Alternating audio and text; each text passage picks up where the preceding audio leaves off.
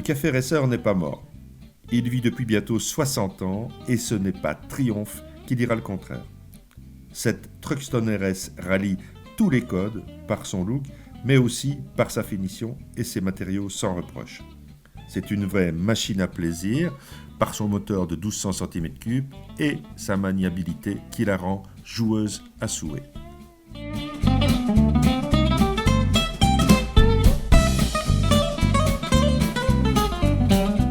3 ans déjà que j'ai essayé ce modèle, cette Truxton, quand elle est sortie. 3 ans déjà que cette moto m'avait plu, m'avait enthousiasmé parce que d'abord c'est une belle moto et je confirme qu'ici ça reste une belle moto mais c'est aussi une bonne moto. Alors les différences ne sont pas énormes par rapport au modèle précédent. On a gagné 8 chevaux, on était à 95 chevaux, nous voici environ à 103. C'est pas énorme, mais on a gagné un tout petit peu de couple. On a gagné aussi en poids, on gagne 6 kg. On a un embrayage qui est un peu plus souple et un peu plus doux et on le sent évidemment en fin de journée. Alors on a roulé ici, on est au Portugal, nous sommes à Faro, nous sommes dans le sud de l'Europe, il fait magnifique, les routes sont parfaites. Et on vient de s'enquiller une centaine de kilomètres de route tortueuse à souhait. Et en fait, je ne peux qu'applaudir les performances de cette moto parce qu'on a pris beaucoup de plaisir à son guidon.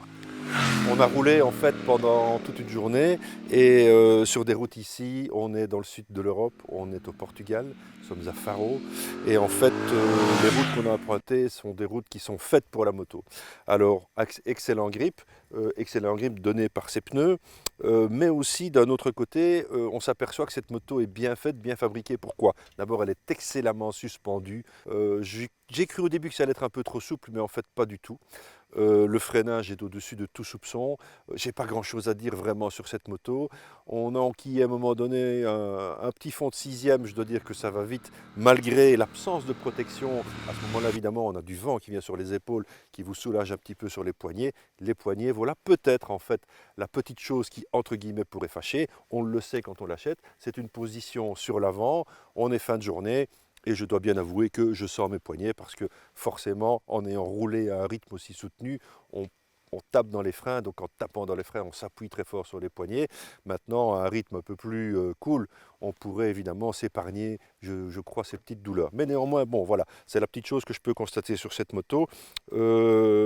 Malgré sa forme, malgré son épaisseur, je suis assez étonné du confort de selle et du revêtement qui en fait empêche, avec un jeans en tout cas, de trop glisser sur la moto, aussi bien au freinage qu'à l'accélération. Alors on est sur une moto de 100 chevaux.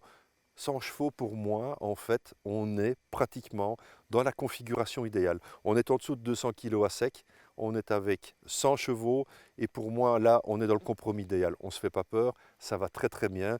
Ce bicylindre a une forme éblouissante. On parvient évidemment à descendre très bas en troisième. On ouvre, il y a du couple, il y a de la souplesse, ça repart de façon rageuse. On a un son qui est juste parfait, ni trop peu. Donc voilà, bon, c'est une belle moto, c'est une bonne moto. On peut difficilement lui trouver des défauts. Les seuls que j'ai constatés, c'est ceux dont je viens de vous parler au niveau des poignets. Cette Truxton RS est évidemment un café racer de luxe, mais son prix l'est aussi, on est à 16 600 €. Alors pour ce prix-là, vous avez une moto sur laquelle vous n'avez rien à faire. Cette moto est complète, elle est parfaite, elle est juste faite pour vous emmener et profiter de la route au guidon de cette moto. Et quand je dis profiter, c'est profiter seul, parce que vous aurez remarqué qu'il n'y a pas de place pour le passager, il n'y a pas de pose-pied passager. Cette moto, en Europe en tout cas, n'est pas homologuée pour prendre un passager. La version américaine et la version anglaise, elles, ont cette particularité, mais pas en Europe. Donc voilà, une fois de plus, Triumph enfonce le clou du café racer, une fois de plus, Triumph impose sa finition au-dessus du lot et vraiment cette moto va être bientôt en concession, allez la voir, allez l'essayer. Je peux vous dire que ça, vous avez l'impression que je vous dis en permanence que ces motos sont bonnes, que toutes les motos vont bien. Ça devient difficile de trouver des défauts inhérents sur les motos quand on garde évidemment à l'esprit ce pourquoi elles sont faites. Ça, c'est une moto pour la balade sportive, c'est un café racer, elle est aussi belle à regarder qu'à conduire. Allez, à bientôt.